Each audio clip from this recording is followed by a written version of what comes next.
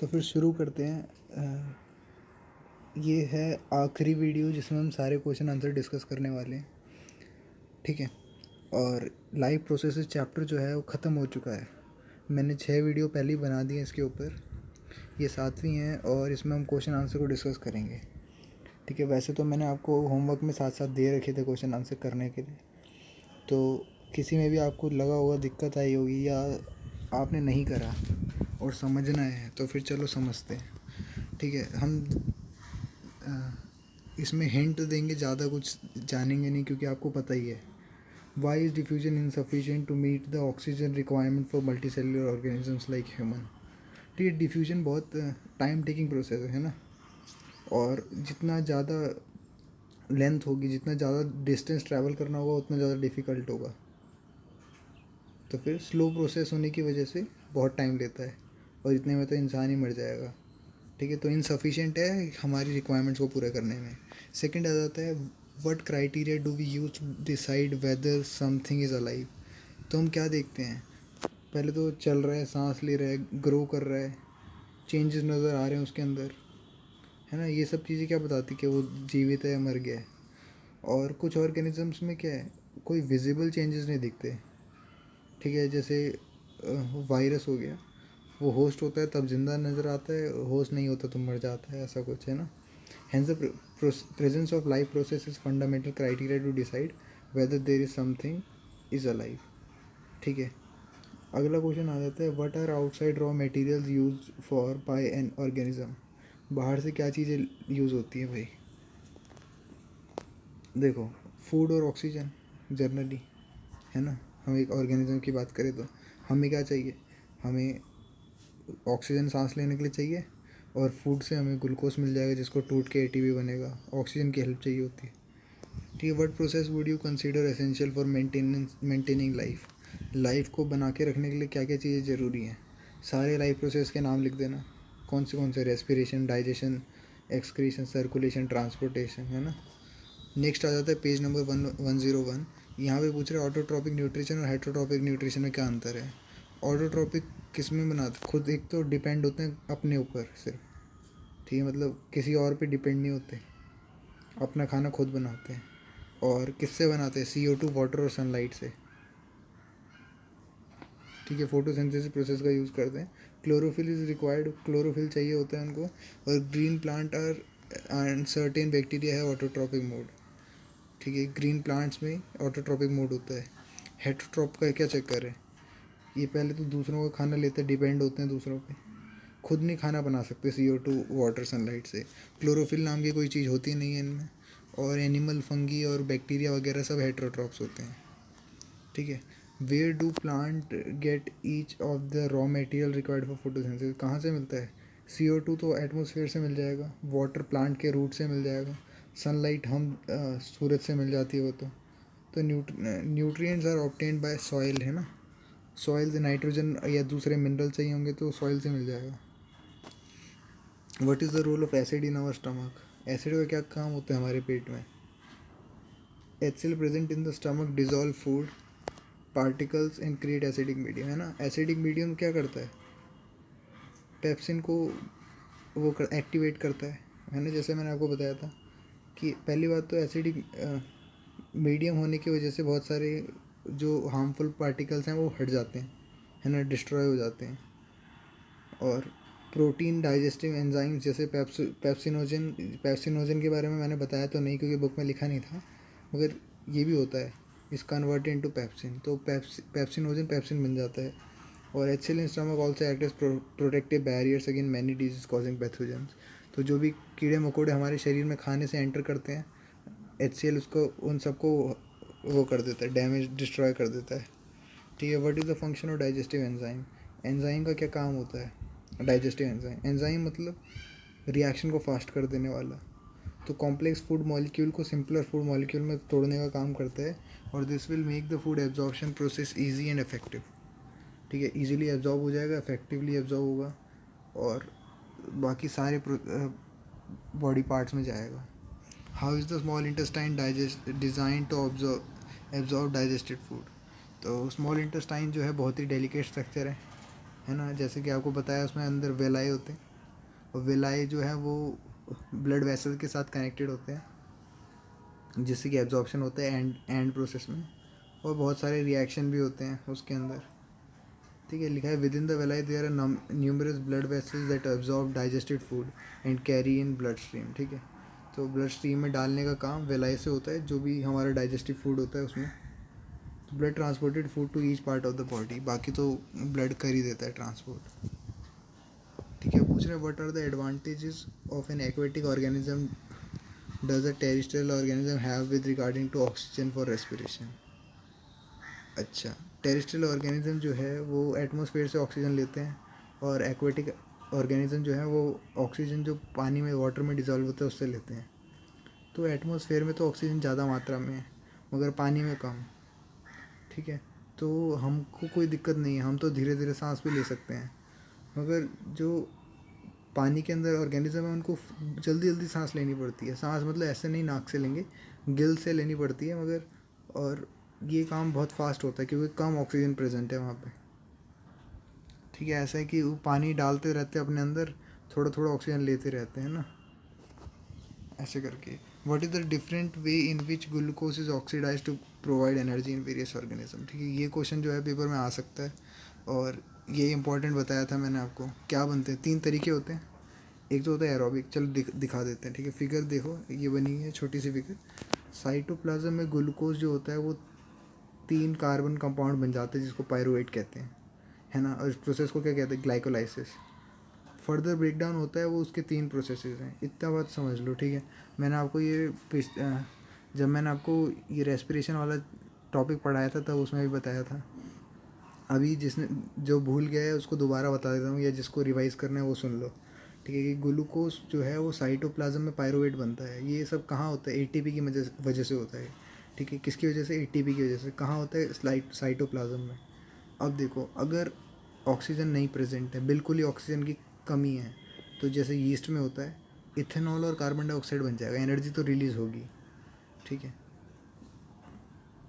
और पायरुवेट को अगर ऑक्सीजन की कमी पड़ी, तो मतलब ऑक्सीजन है मगर कम मात्रा में, तो लैक्टिक एसिड बन जाता है। ठीक है, जो हमारे क्रैम्प्स वगैरह कर देता है पैरों पे। फिर होता है प्रेजेंस ऑफ ऑक्सीजन। ऑक्सीजन बढ़िया से ऑक्सीजन है तो सिर्फ कार्बन डाइऑक्साइड, वाटर और एनर्जी बनता है, और यहाँ एनर्जी ज़्यादा मात्रा में होती है ना। तो एनर्जी कौन सी है, ये एटीपी वाली है।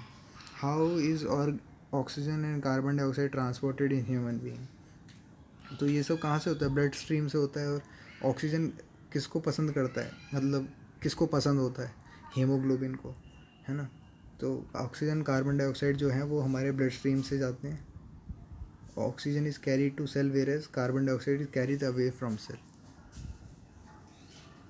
तो ऑक्सीजन जो है वो शरीर में सेल्स को मिलता है और कार्बन डाइऑक्साइड दूर जाता है ना। और एल्वोलाई में क्या होता है, एक्सचेंज ऑफ गैसेस होता है।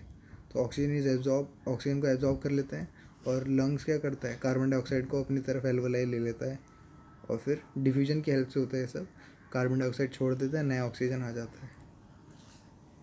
ठीक है, पूरे how are the lungs designed in human beings to maximise the area of exchange of gases. तो बताओ कि लंग्स किस तरह से बनते हैं, है ना। तो जैसे कि मैंने आपको बताया कि लंग्स जो है वो पहली बात तो इम्पॉर्टेंट पार्ट है बॉडी का, ये सब तो ठीक है। ठीक है, लंग्स जो है वो सिंपलर ट्यूब्स में डिवाइड होते हैं, और बैलून लाइक स्ट्रक्चर होता है जिसका नाम एल्वोलाई होता है ना। एल्वोलाई जो है वो ज़्यादा सरफेस एरिया प्रोवाइड करते हैं, जैसे एक बैलून होता है ना, फुल जाता है तो ज़्यादा area. The walls of alveoli usually contain extensive network of blood vessels. तो एल्वोलाई के जो वॉल्स होते हैं उसमें ब्लड वेसल्स की नेटवर्क होती हैं, जहाँ पे गैसेस का एक्सचेंज होता है। ठीक है, तो जब हम सांस लेते हैं तो हमारे रिब्स क्या होते हैं, मतलब बढ़ जाती हैं, और डायफ्राम फैल जाता है, तो चेस्ट कैविटी लार्ज हो जाती है, जिससे हम सांस ज़्यादा ले सकें। ठीक है, और ये धीरे धीरे मात्रा में, मतलब एक बार में सारा ऑक्सीजन एक्सचेंज नहीं करता, कुछ ऑक्सीजन रहने भी देता है हमारे अंदर। ठीक है, जिससे अगर हमारी सांस रुक गई या सांस नहीं आई कुछ समय के लिए, तो वहाँ से ऑक्सीजन से काम चल जाए। Because of this action air is suck in to the lungs and fill. ठीक है, तो इस एक्शन की वजह से क्या होता है, एल्वोलाई के अंदर सारी एयर चले जाती है, और ये सारा कहानी आपको मैंने बता ही रखा है। ठीक है, blood bring the essential carbon dioxide, जो भी कार्बन डाइऑक्साइड देनी होती है एल्वोलाई में डाल देता है, ऑक्सीजन जो है एक्सचेंज कर देता है, और बाकी जगह ट्रांसपोर्ट हो जाता है ऑक्सीजन ब्लड के थ्रू। और नॉर्मल ब्रीथिंग में क्या होता है, air is taken out and in, lungs always contain a residual volume of air, जो मैंने आपको बताया था। ठीक है, कि कुछ अमाउंट ऑफ एयर हमारे लंग्स में रहती है बची हुई, सारी नहीं चले जाती। ठीक है, जिससे कि हमें सफिशिएंट टाइम मिल सके नया ऑक्सीजन को एब्जॉर्ब करने में, है ना, नॉस्ट्रल से। पेज नंबर 110 पे आ जाते हैं। बोल रहे हैं what are the components of transport system in human beings, what are the function of this component. तो हार्ट हो गया, ब्लड हो गया, ब्लड वेसल्स हो गए, ये सब क्या करते हैं, ट्रांसपोर्ट करते हैं चीज़ों को, है ना। हार्ट पंप करता है, ब्लड इधर उधर जाता है, ब्लड वेसल्स के अंदर से होता हुआ जाता है। फंक्शन क्या है हार्ट का, पता ही है तुम्हें, पंप करता है ऑक्सीजनेटेड ब्लड को बॉडी में और डीऑक्सीजनेटेड ब्लड को लंग्स की तरफ। ठीक है, ब्लड क्या करता है, बहुत सारी चीज़ें करता है ब्लड तो, एकदम oxygen, nutrition, CO2, nitrogenous waste सब कुछ ले जाता है। ब्लड वेसल्स क्या होती हैं, डायरेक्शन देती है कहाँ कहाँ जाना है। Why is it necessary to separate oxygenated and deoxygenated blood in mammals and blood, mammals and bird. देखो, अगर ये दोनों को मिक्स कर दिया तो तुम्हारा फिर फ़ायदा ही क्या होगा। लंग्स में तुम ऑक्सीजनेटेड ब्लड पहुंचा दोगे और शरीर को ऑक्सीजन चाहिए, तुम डीऑक्सीजनेटेड कर दोगे, सब मिक्स हो जाएगा, है ना। इसलिए 2 चैम्बर होते हैं और किसी किसी में 3 चैम्बर भी होते हैं। तो मैमल और बर्ड जो है वो वार्म ब्लडेड एनिमल्स हैं। ये वार्म ब्लडेड क्या होता है, क्लास 9th में हमने पढ़ा था, डाइवर्सिटी ऑफ लिविंग ऑर्गेनिजम्स में, है ना। तो which keep in body temperature constant respective of environment. तो हमारा टेम्परेचर सेम रहता है, एनवायरनमेंट कैसा भी हो। ठीक है, this process required a lot of oxygen for molecular respiration. और एनर्जी का बैलेंस बनाने के लिए, हम कोल्ड ब्लडेड तो है नहीं कि टेम्परेचर ठंडा हो गया तो हम भी ठंडे हो गए, नहीं, है ना, ऐसा नहीं होता। हमारा बॉडी टेम्परेचर वही रहता है, मेंटेन रहता है। जिनका बॉडी टेम्परेचर मेंटेन रहता है वो होते हैं वार्म ब्लडेड। तो hence it is very important to warm blooded animal to separate oxygenated and deoxygenated blood को अलग अलग। ठीक है, थर्ड क्वेश्चन पूछता है what are the components of transport system in highly organise plant. क्या होते हैं, जाइलम और फिलोएम, है ना, यही तो हमारे ट्रांसपोर्टेशन सिस्टम के पार्ट हैं, मेजर पार्ट हैं। अब जाइलम के अंदर भी पार्ट्स आ जाते हैं। तो जाइलम वाटर और मिनरल कंडक्ट करता है, फिलोएम फूड को ट्रांसपोर्ट करता है। ठीक है, how are water and mineral transported in plant, पूछा जाता है ये। तो जाइलम क्या करता है, पहले तो उसके ट्रैकेट्स और वेसल्स होते हैं जाइलम के पार्ट, है ना। वो रूट्स के अंदर होता है, स्टेम के अंदर, लीफ के अंदर, एक दूसरे से इंटरकनेक्ट होते हैं और वाटर कंडक्टिंग चैनल क्रिएट होता है पूरा। और दूसरा तरीका है ट्रांसपिरेशन से, पहला तो डिफ्यूजन हो गया, ठीक है, रूट्स के आसपास वाले एक को तो मिल जाएगा। फिर दूसरा होता है ट्रांसपिरेशन, जो कि एक सक्शन प्रेशर क्रिएट करता है। तो वो फोर्स करता है वाटर को, जो जाइलम के रूट्स में जो जाइलम है ना, वहाँ से ऊपर की ओर फोर्स करता है, वो सक्शन क्रिएट होता है। तो after this there will be steady movement of water. एक बार सक्शन पूरा हो गया तो वाटर का मूवमेंट स्टेडी हो जाता है फिर। ठीक है, from roots to all part of the plant connected through conducting interconnected water conducting channels. इतनी बात समझ में आती है। आगे बढ़ते हैं, how is food transported in plants. तो ये फूड का चक्कर मैंने आपको बताया, तो फिलोएम करता है। और फिलोएम फूड मटेरियल को लीफ से अलग अलग पार्ट्स में ले जाता है और इस काम के लिए एनर्जी चाहिए होती है। ठीक है, तो ये ATP की हेल्प से होता है। और this increases osmotic pressure in the tissue cause water to move. तो वाटर भी मूव होता है, ऑस्मोटिक प्रेशर डेवलप होता है। This pressure move material in the phloem to the tissue with less pressure. तो जाहिर सी बात है, ऑस्मोटिक प्रेशर मतलब कहाँ पे, हाइयर से लो होगा, तो जहाँ कम प्रेशर है उस साइड जाता है फूड, जिसको ज़्यादा ज़रूरत है ना। This help in transportation of food material. तो वैसे सुक्रोज के फॉर्म में होता है ना। पेज नंबर 12 पे 112 पे आ जाते हैं। Describe the structure and function of nephrons. Nephrons क्या होते हैं, लीवर की फंक्शनल यूनिट होते हैं, है ना। ये तो मैंने आपको पिछली वीडियो में ही बताया था। Nephrons are the filtration unit of kidney, sorry liver बोलते, किडनी होता है ना, लीवर कुछ और होता है, लीवर में बाइल होता है, वो सब मिक्स हो गया था मेरे से। ठीक है, ध्यान देना, नेफ्रॉन जो होते हैं वो किडनी की यूनिट होते हैं, भूलना मत इसे। लीवर एक ही होता है हमारा, किडनी दो होती है। तो लार्ज नंबर्स होते हैं, है ना। किडनी के अंदर बहुत सारे नेफ्रॉन्स होते हैं। Initial filtrate such as glucose, amino acid, salts, major amount of water, ये सब पहले ही रीअब्जॉर्ब हो जाते हैं जब वो कहाँ से जाते हैं, बोमेन कैप्सूल से जाते हैं ना। और बाकी का यूरिन जो है वो फ्लो होता है ट्यूब में, और मेन कंपोनेंट क्या है? अच्छा, ये देखो, glomerulus, Bowman's capsule, long renal tube, structure of nephron, है ना, ये सब हमारी बुक में बना ही था। तुम एनसीईआरटी वाला बनाना, ये तो इन्होंने दूसरा वाला ले रखा है, ठीक है। तो इस तरह से हमारा नेफ्रॉन दिखता है, बाकी तो कैपिलरी इसको घेर के रखती हैं, जो कि इन्होंने नहीं दिखाया, ठीक है। तो नेफ्रॉन का फंक्शन क्या होता है? ब्लड किडनी से एंटर करता है, वो पूरी कहानी लिख देना जो मैंने पैराग्राफ पढ़ाया था ना तुम्हें, कि किडनी से एंटर करता है ब्लड और वहाँ वोमेंस कैप्सूल में जाता है, तो ये सब लिख देना। पढ़ लेता हूँ मैं एक बार। Blood enter the kidney through the renal artery से आता है, which branches into many capillary associated with glomerulus, ठीक है। The water and solute are transfer to nephron at Bowman's capsule, ठीक है। वाटर और सॉल्यूट जो हैं वो वोमेंस कैप्सूल में चले जाते हैं। In the proximal tubules some substance such as amino acid वगैरह सेलेक्टिवली रीअब्जॉर्ब हो जाते हैं, जिनको यूरिन में डालने की कोई ज़रूरत नहीं है, वो उनको शरीर में काम है, ठीक है। The filtrate then move down into the loop of हेलन। लूप ऑफ हेलन क्या होता है? ये सब देखो आउट ऑफ सिलेबस जा रहे हैं, मतलब बुक में नहीं दे रखा, मगर पता होना चाहिए फिर भी, अगर तुम्हारा मन है तो, या बायो में इंटरेस्ट है तो, है ना। तो लूप ऑफ हेलन से जाता है where more water is absorb, जहाँ पे और पानी एब्जॉर्ब होता है। अब ये किस पे डिपेंड करता है? हमारे बॉडी में कितना पानी पहले से है, ठीक है। जो जितना ज़्यादा पानी पिएगा उतना ज़्यादा यूरिन होगी, है ना। तो अब एक तरह से ऑप्टिमम वाटर पीना, है ना, तो जितना हमारी बॉडी को रिक्वायरमेंट होगी उतना एब्जॉर्ब हो जाएगा water. And from here the filtrate move upward in the distal tube and finally to collecting duct में चले जाता है, और बाकी बहुत सारे नेफ्रॉन्स जो हैं औरों के पास भी जाता है। तो यूरिन जो होता है वो किडनी से एंटर करता है यूरेटर में, और यूरेटर से यूरिनरी ब्लैडर में, और जैसे ही अर्ज होती है यूरेथ्रा से पास होता है। तो सेकंड क्वेश्चन पे आ जाते हैं, what are the method use by plant. अब प्लांट क्या चक्कर करते हैं, ये मैंने तुम्हें 3 बार बता दिया लगभग, ठीक है। पिछली वीडियो में 2 बार बता दिया था, क्योंकि समरी में भी ये पार्ट आ गया था, है ना। तो देख लो, तुम्हें पता ही है ये चीज़, बार बार बताने की ज़रूरत नहीं है। तीसरे पे आ जाते हैं, how is the amount of urine produce regularly. तो देखो, जो है amount of urine produce depend on the amount of excess water and dissolve water present in the body. तो हमारे बॉडी के वाटर पे डिपेंड करता है भाई, ठीक है। तो other factor are ADH, hormone, environment, ये सब भी डिपेंड करते हैं यूरिन प्रोडक्शन पे।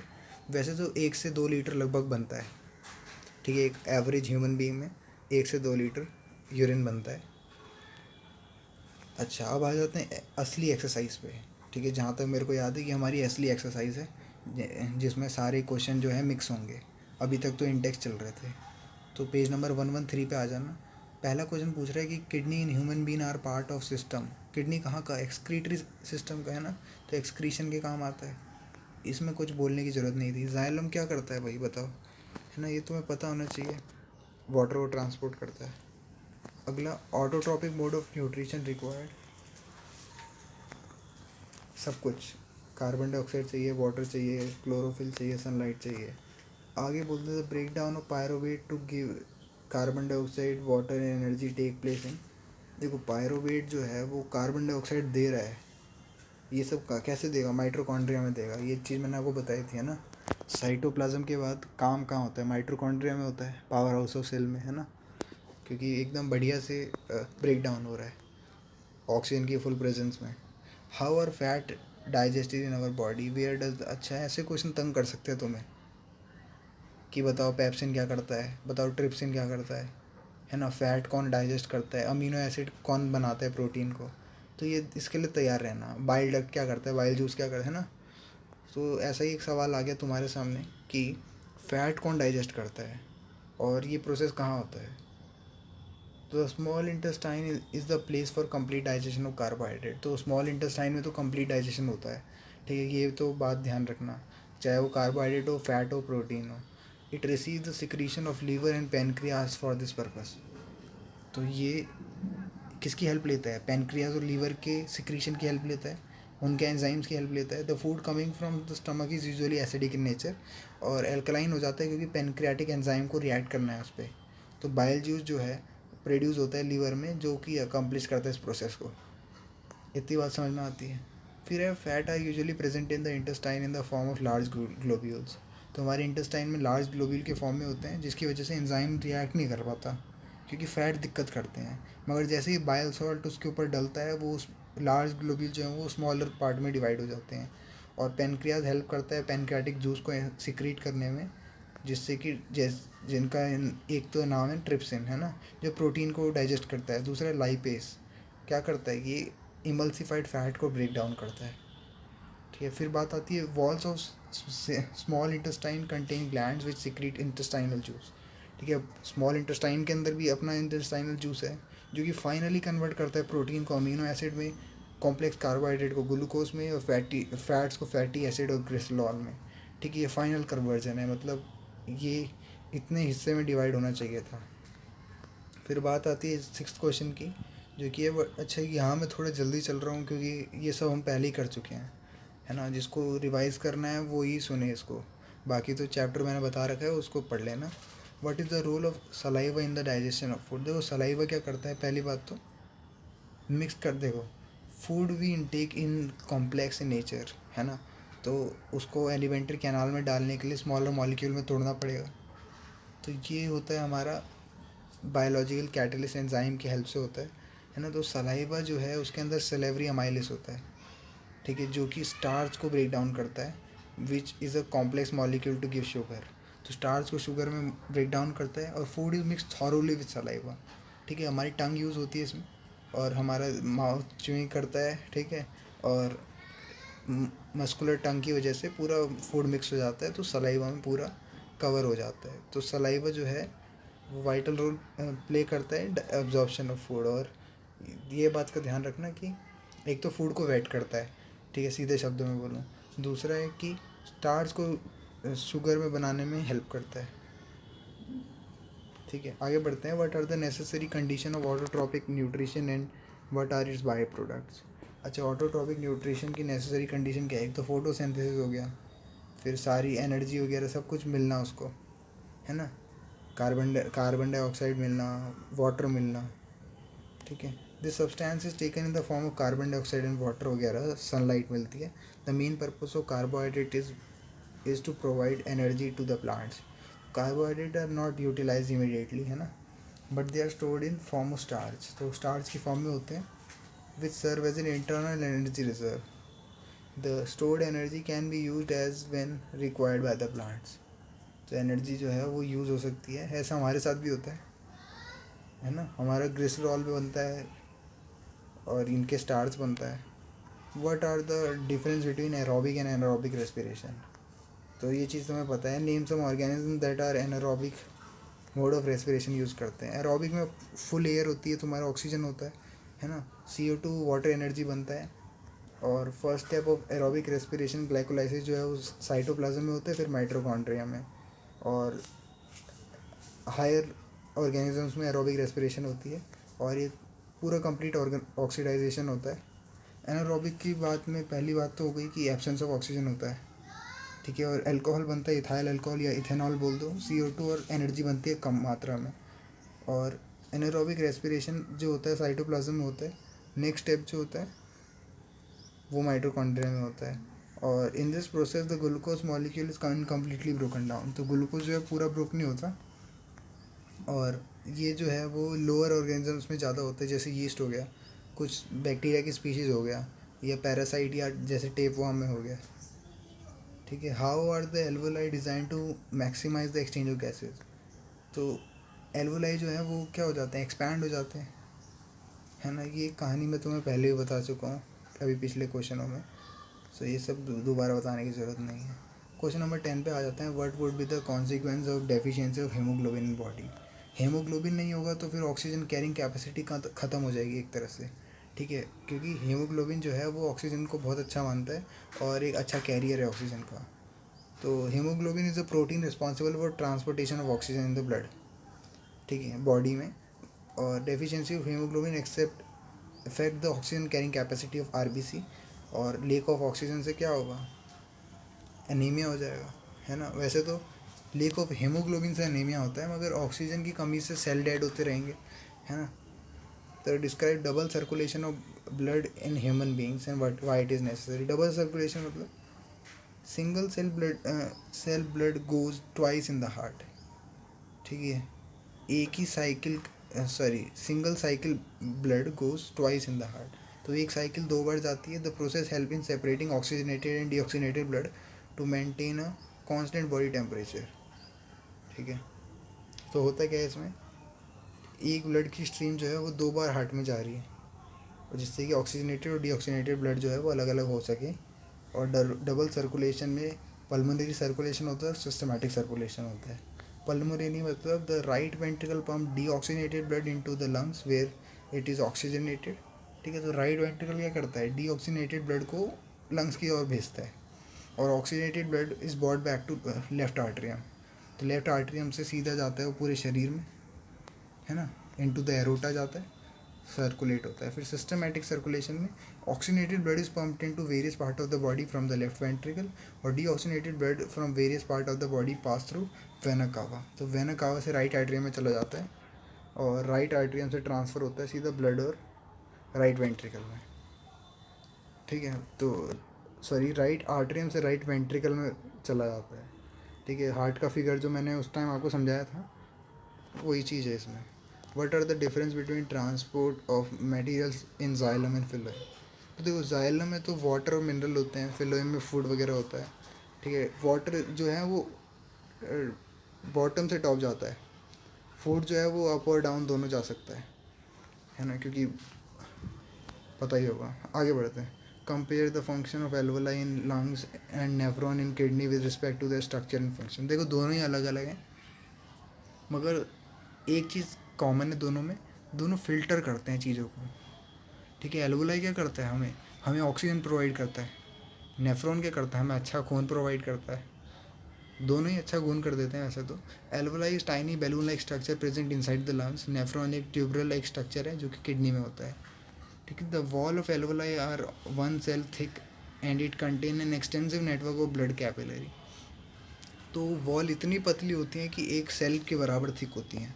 ठीक है, और नेफ्रॉन जो है वो glomerulus, Bowman capsule, long renal tube, इन सब से बने होते हैं। फंक्शन की बात करें तो ऑक्सीजन CO2 जो है वो एक्सचेंज होता है इसके बीच में, इसकी लेयर पे, और यहाँ पे हमारा नाइट्रोजनस वेस्ट को कलेक्ट करते हैं और एक तरह से हटाते हैं ब्लड में से। Alveoli is the site of gaseous exchange. ठीक है, एल्वोलाई में गैसियस एक्सचेंज होता है, और नेफ्रॉन में क्या होता है, बेसिक फिल्ट्रेशन यूनिट है। ठीक है, वैसे तो मतलब पूरी किडनी में खूब सारे नेफ्रॉन होते हैं, है ना, तो फिल्ट्रेशन यूनिट है बस। तो ये थे हमारे सारे क्वेश्चन के आंसर, और होप आपको समझ में आया होगा और आपको रिवाइज़ हो गया होगा दोबारा से पूरा चैप्टर, और किन बातों का ध्यान रखना है, किन बातों को नोट करना है, वो सब आपको पता चल गया होगा। तो इसी के साथ ये वाला चैप्टर तो यहाँ ख़त्म होता है, लाइफ प्रोसेसेस। ठीक है, चलो फिर मिलते हैं नेक्स्ट क्लास में। बाय।